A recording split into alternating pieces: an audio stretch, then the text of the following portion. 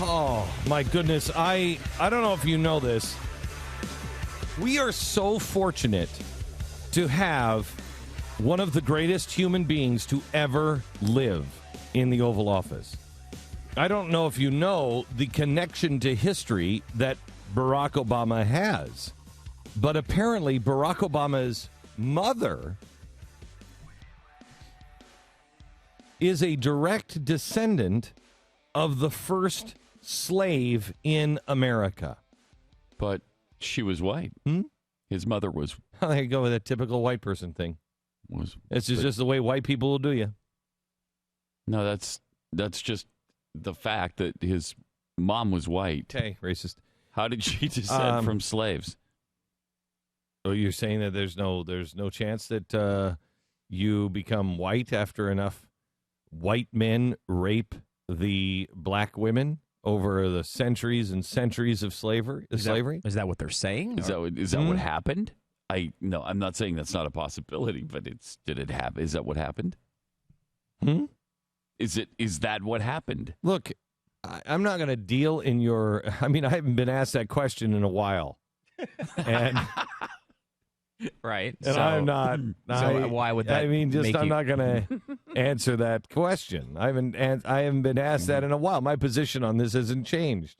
Yeah, well, what is your position? I don't know what your position you know is. what? You know what my position is. No, I don't know. You That's know why exactly I'm asking. what my position is. I really don't, Yeah. which is why I asked the question. Anyway, so Barack Obama is now the descendant of the first ever slave.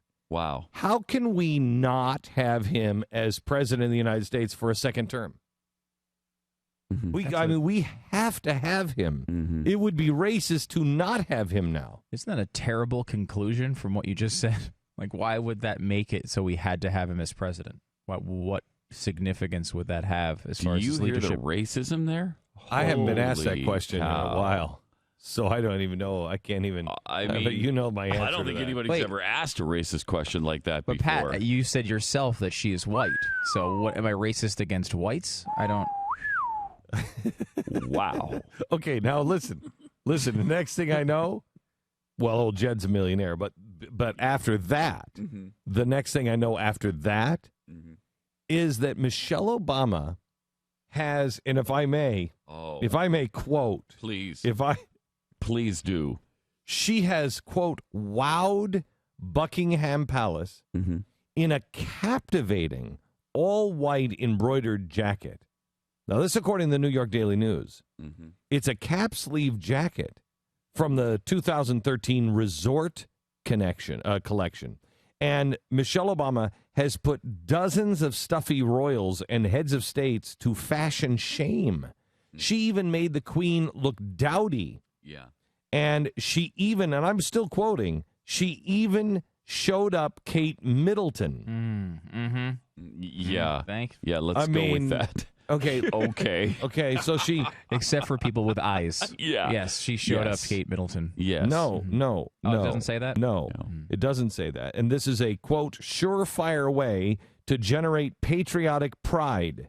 Well, and make no mistake. Can we make no mistake? Make no mistake. The radiant silken viscose tailored jacket with the cap sleeves highlighting her famously toned arms. She does have magnificent arms, doesn't she? She does. She's got incredible arms. Can you imagine? Arms like I've never seen. seen. Can you imagine if we could get the guy who was the descendant of the first slave in America, direct descendant, first slave, together with a woman who has these the best arms in the world, famously toned arms and matching ivory silk pleated skirt, and somebody that could show the stuffy royals and heads of state a fashion shame. And really display it in such a way that it would be a surefire way to generate patriotic pride.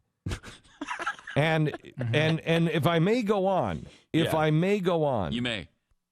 It helps. What she was wearing helps, quote, helps the tailor and the little dry cleaner on the corner stay in business. It's not wasteful. It's true. It's inspiring. I'm still quoting. Even though that little blouse jacket thing was $6,800. So it was only nearly $7,000. And it was a $7,000 jacket, blouse thing. Mm-hmm. And it was patriotic, and it was helping the tailor down the street and the dry cleaner. Yeah. And it wasn't wasteful. No. And she's just like the everyday person, except she's married to, well, we reached out last night to the White House to get a comment. But every night, the president is taken back up to heaven with a flock of doves. And every morning, about this time, he's about an hour away from arriving again at the White House, brought down on the wings of golden dragons. And so we haven't been able to get a comment from the president yet. But as soon as he finishes his round of golf today, which I've heard he's got another 18 hole-in-ones. Wow. Yesterday. Again? Wow. Again. Wow. Again. He does that every time. He does it. It's and it is 106 times now. 106 18 times. holes in one. He's incredible. The problem is at sundown, the doves have to come down and take him up to heaven. Well, he's not the direct son of God. He's the grandson of God. He's Jesus' son. He's the he's Jesus' son. He's the great-great-grandson. No, he was actually Jesus' son, and then but he was in hibernation for about 2,000 years. He was in what? Hibernation. He was half God hibernation. Yeah. Mm-hmm.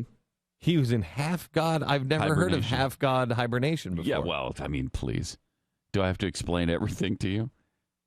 Well, how does how does half God hibernation work? Well, you're born of the Son of God.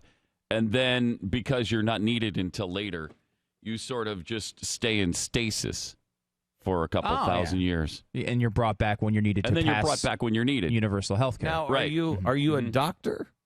No, excuse me. You're a doctor. I'm a doctor. Thank you, doctor. Oh, you're not a doctor. I'm not a doctor. Oh, I'm a theologian.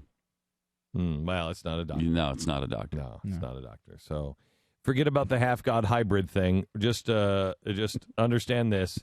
We'll get a message as soon as the golden dragons return him to Earth. And that you have that directly from me, and I'm a doctor. And you are a doctor. I'm a doctor. And doctor,